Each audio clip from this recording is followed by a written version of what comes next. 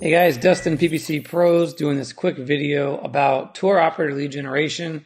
I thought I'd cover some of the top lead sources for tour operators. These are not exhaustive by any means.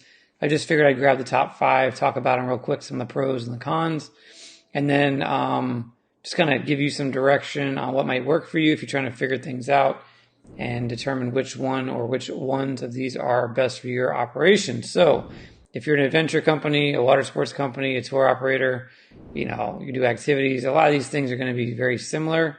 You might have some nuances that are a little bit different, but we'll kind of jump right into the list here and talk through it. So first of all, forgive me for the bad audio and background. We just moved. And then also the low quality visuals here on the screen. But I just want to get this video out and kind of put it out there for everybody. So really quick, let's just go in order. These are not in any particular order. They're just in here based on the order that I thought them up. So let's talk about SEO. SEO can be a great long-term lead generation strategy. I think every operator who plans to be in business for more than a few years should be doing SEO at some level. Who you get to do your SEO is really important, but some of the pros to SEO is you're getting really high quality. You're getting people who are searching for whatever it is you offer at the time that they're searching for it. You also, depending on where you show up, which a lot of times is in the maps, you're going to also have your reviews showcased there as well. So it really helps with conversion optimization. If you think about, people seeing a list of providers, if you have any competition, and then being able to choose somebody who's got really good reviews. Some of the cons, which are just par for the course with SEO, is that it takes time. You don't rank overnight. You are going to be paying most likely an SEO person or doing the work yourself for months and months and months before you start to see some results from it. Again, long term is great. If you need business tomorrow, this is not the channel you're going to get that kind of a result typically. I would not even say typically, you just won't. And you also might be kind of pigeonholed to where you rank. So let's just say you're in a city that's next to a key destination and you want to get people from that key destination to your city, but you're located in the next door city. You may not be able to rank in that other key location. So it just depends on that situation as well. And this is where, Google Ads might be a little better of an option, but still you want to do SEO the best that you can over time. So OTAs, this is a really popular love-hate one. OTAs are great because they've got their own audience that they can promote you to, and it costs you basically nothing upfront for marketing expenses. So it's really good for visibility. Of course, you can get reviews there, and reviews are a big factor in how you show up on a lot of OTA sites. So it can be really good because, again, no upfront costs. You're only paying if you get a booking, which is good.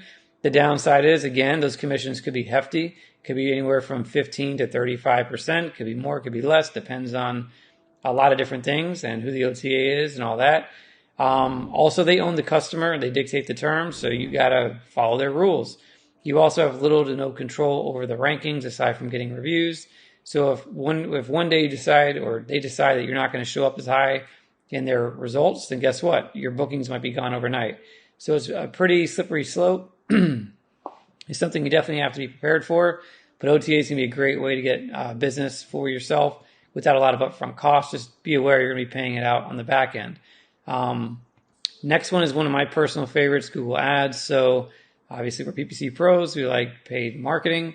But Google Ads is great because you can target people looking for exactly what you offer. So if you're doing, dog sled tours, you can go after people looking for that in your market.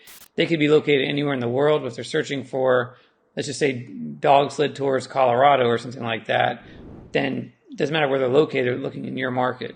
So it's highly trackable, easy to scale in the sense that if there's a lot more people looking for it, you can just buy all of that traffic if you want to. Almost instantly is very simple, and it doesn't take a lot of time to get up and running. Some of the cons are you never own the traffic, so you're always going to be paying Google for those clicks. Of course, you can build an email list, which then you'll be able to own the traffic, but not the new people searching. And you're going to have to pay Google for those clicks, which means you got to have an ad budget. I mean, any one of these channels are going to require money at some point, whether upfront or after the fact. But people seem to get really weary about having an ad budget sometimes with PPC. And then, of course, you might need to hire an agency to manage this for you. Of course, we recommend it, but we also have a training course on DIY if you're that type of person and you want to, get the lumps yourself and go through all the growing pains. You can easily do that. But again, if you want results tomorrow, I'd probably just hire somebody. Again, I know kind of both sides of this, and you may not. But if you don't have the budget, you could always try to DIY. We got social media marketing. So this is really more the organic side. There's a paid side I didn't really mention here too much, but we'll just talk about the organic SEO side of it for this video. And it's great to kind of show engagement, to build an audience with customers, to kind of engage with them, get more like one-on-one comments and things like that.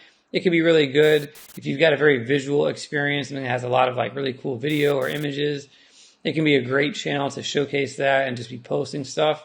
Of course, on the flip side, it takes time to get a social media following to actually engage with.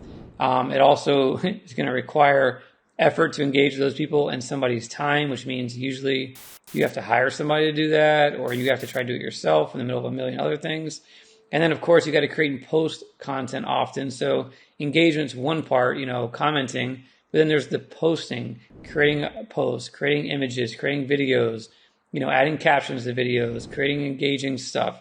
Yes, you can outsource this and hire somebody to do it, but just again, to me, this is a great way to engage people who you've already got in your world and maybe kind of show up if you're doing things right when people are searching in your particular area, mainly on Instagram probably, maybe even now on TikTok. But I don't think it's a great way to drum up business right away organically. That's where the paid side of social media could play well, where you just get ads in front of people a lot quicker with a lot of that same content. You just won't have a following. It'll be more or less cold traffic. Also, referrals and affiliates. This is one that there's a million different flavors and shades to this. One pro is that word of mouth is the best, pretty much the best source of traffic or of people coming to your website to book. You're getting high quality leads. They've already got trust and they're referring you. So it's great as long as you don't drop the ball.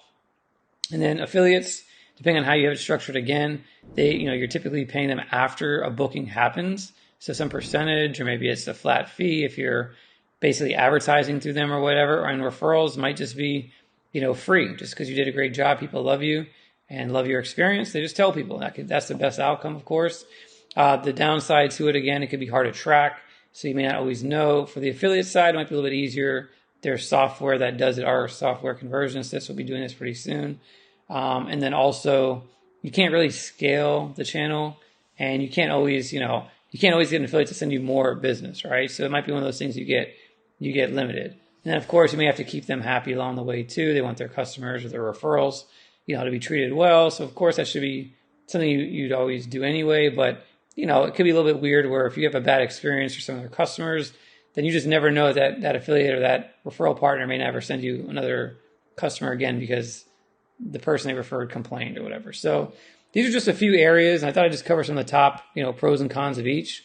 If you're looking to get started on like maybe a timeline of what would be quicker than other things, as far as speed goes, you're going to get the fastest bang for your buck with Google Ads as far as speed. In terms of longevity, SEO is going to be definitely the best approach there. OTAs, it just depends on how fast you can get set up with them and ranked. If you can get it set up and ranked quickly, this is another kind of quick process to go through. But again, it all depends on the OTA and how fast you're going to start getting bookings from them. Social media is definitely on the slower side, and probably even slower if you're going to go the organic route than SEO in a lot of cases, or maybe just right on par with it. It really just depends if you're building relationships, building an audience or not. That's a huge factor. Otherwise, nobody's going to ever see your stuff.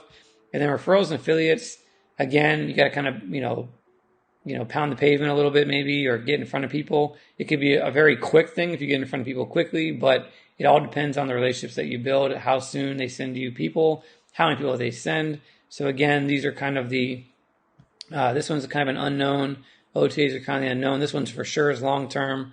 This one for sure is long-term. And Google Ads is pretty much instant. So if you're looking for that route and you want to kind of discuss how to go about Google Ads, you got questions about it, post in the comments below. If you just want somebody to handle it for you, that's what we do. I'm not going to say you have to work with us. You can work with whoever you want, but we are pretty good at it, and we do this for a lot of operators, and we can definitely help you out, or at least give you a lay of the land and what to expect. So hope this was helpful. Leave your comments below if there's another channel that you didn't see here that I should have mentioned that you like that's working well for you. Feel free to add it in there. Again, this is not meant to be an exhaustive list, just the top 5 or so that I thought would be helpful. So thanks for watching. Have a great day and God bless.